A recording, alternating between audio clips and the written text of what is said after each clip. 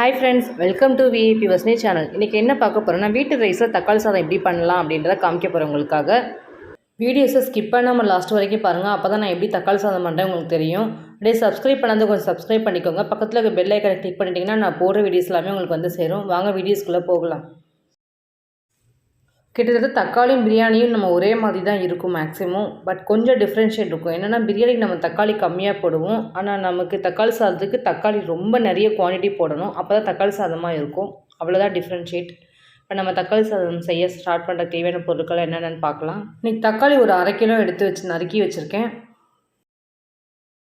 ஒரு 3 பெரிய வெங்காயத்தை எடுத்து நல்லா நீல வாக்கில் நறுக்கி வச்சுருக்கேன். காரத்துக்கு தேவையான அளவு ஒரு 3 பச்சை மிளகாய் எடுத்து நறுக்கி வச்சுருக்கேன் நீல வாக்கில். தக்காளி சாதத்துக்கு தேவையான மிளகாய் தூள் எடுத்துருக்கோம் 1 ஸ்பூன், ஒரு 1/2 டீஸ்பூன் கரம் மசாலா தூள், ஒரு 1/2 டீஸ்பூன் மஞ்சள் தூள் எடுத்துருக்கோம். தேவையான அளவு உப்பு எடுத்துருக்கோம். கொஞ்சம் புதினா, தேவையான அளவு கொத்தமல்லி எடுத்துருக்கோம். அடுத்து இஞ்சி பூண்டு பேஸ்ட் 1 ஸ்பூன் எடுத்துருக்கோம் இன்றைக்கி. அப்புறம் பட்டை, கிராம்பு, அன்னாச்சி பூ, பிரிஞ்சி இலை எடுத்துருக்கோம். வீட்டில் இருக்க ரைஸ் வச்சா நான் தக்காளி சாதம் செய்ய போகிறோம். ஒரு 3 கிளாஸ் நான் ரைஸ் எடுத்து வச்சுருக்கேன். நல்லா தண்ணி ஊற்றி கழுவி ஊற வச்சுக்கலாம். அடுப்பை பற்ற வச்சுக்கலாம். குக்கரில் தான் தக்காளி சாதம் வைக்க போகிறேன். குக்கரை நல்லா அடுப்பில் வச்சுக்கலாம்.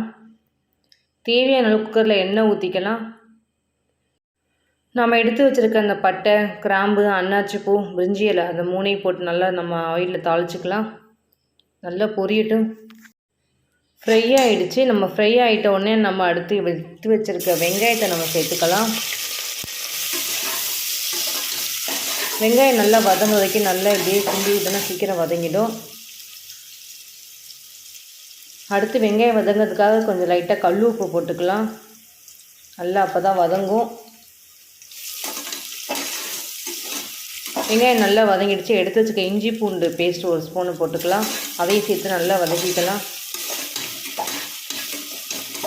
இஞ்சி பூண்டு பேஸ்ட்டை நல்லா ஸ்ப்ரெட் பண்ணி விட்டு நல்லா அந்த ஆயிலே நல்லா வதக்கணும். அப்புறம் எடுத்து வச்சுக்க பச்சை மிளகாய் நம்ம சேர்த்துக்கலாம். அதையும் நம்ம அந்த எண்ணெயிலே போட்டு நல்லா வதக்கிக்கலாம். அப்புறம் எடுத்து தக்காளியை நம்ம சேர்த்துக்கலாம்.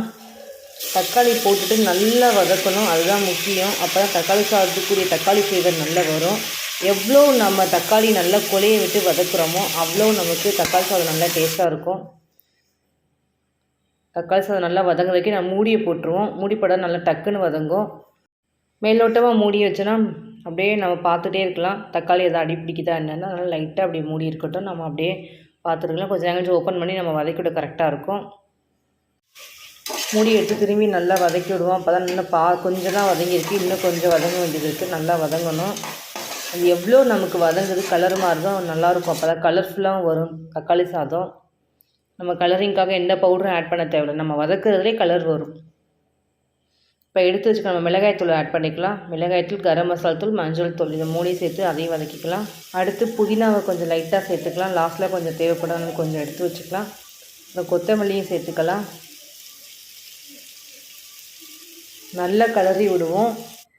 கொஞ்சம் நல்லா அடி பிடிக்காமல் இருக்கும். அதனால் அப்பப்போ கொஞ்சம் கலரி விட்டால் நல்லாயிருக்கும். இதே மாதிரி நல்லா கலரி விடுங்க. அடுத்து தண்ணி சேர்த்துக்கலாம். ரொம்ப நேரம் வதக்கியாச்சு. நான் 3 கிளாஸ் ரைஸ் போட்டிருக்கேன். அதுக்கேற்ற மாதிரி ஒரு 6 கிளாஸ் தண்ணி ஊற்றிருக்கேன் நான். நீங்கள் என்ன அளவு ரேஷியோ எடுத்துக்கிங்களோ அதுக்கேற்ற மாதிரி நீங்கள் தண்ணி ஊற்றிக்கோங்க. லைட்டாக மூடியை போட்டு நல்லா கொதிக்க விடுவோம். அப்போ தான் நல்லா கொதிச்சிச்சுன்னா நம்ம அரிசி போட கரெக்டான டைமாக இருக்கும். அதனால் நல்லா மூடி போட்டு கொதிக்க விடுவோம். மூடி ஃபுல்லாக க்ளோஸ் பண்ணக்கூடாது. மேலோட்டமாக நம்ம வச்சு நம்ம மூடி விடணும். மூடியை ஓப்பன் பண்ணிடலாம். ஓப்பன் பண்ணி நம்ம ரைஸ் போடலாம். தண்ணி கொதிச்சிச்சான்னு பார்த்துட்டு நல்லா தண்ணி கொதிச்சிட்ருக்கு. நம்ம ரைஸ் போட்டுடலாம். ரைஸ் போட ஸ்டார்ட் பண்ணிடலாம். நல்லா தண்ணியெல்லாம் ட்ரை பண்ணி நம்ம போட்டுக்கலாம். ஏன்னா நம்ம ஆல்ரெடி நம்ம தண்ணி மெஷர்மெண்ட்டோடு தான் போட்டிருக்கோம். ரைஸ் போட்டாச்சு. நல்லா குக் ஆகணும். நல்லா மூடியை போட்டு கொஞ்சம் குக் பண்ண விட்டால் கரெக்டாக இருக்கும். இன்றைக்கி தக்காளி சாதத்தை நம்ம குக்கரில் வச்சு குக்கர் மூடியை போட்டு விசில் வச்சு தான் நம்ம சமைக்க போகிறோம். தம்மெல்லாம் நம்ம போட போகிறதில்ல. அதனால் ஒரு 2 விசில் விட்டாலும் ஒன்றும் ஆகாது ரைஸ். ஏன்னா வீட்டு ரைஸில் தான் பண்ணுறதுனால குலையாது. நல்லா அப்படியே உதிரியாக தான் இருக்கும் ரைஸு. அதனால் நல்ல விசில் வரட்டும். 2 விசில் வச்சு நம்ம அடுப்பு ஆஃப் பண்ணிடலாம். விசில் வந்துருச்சு.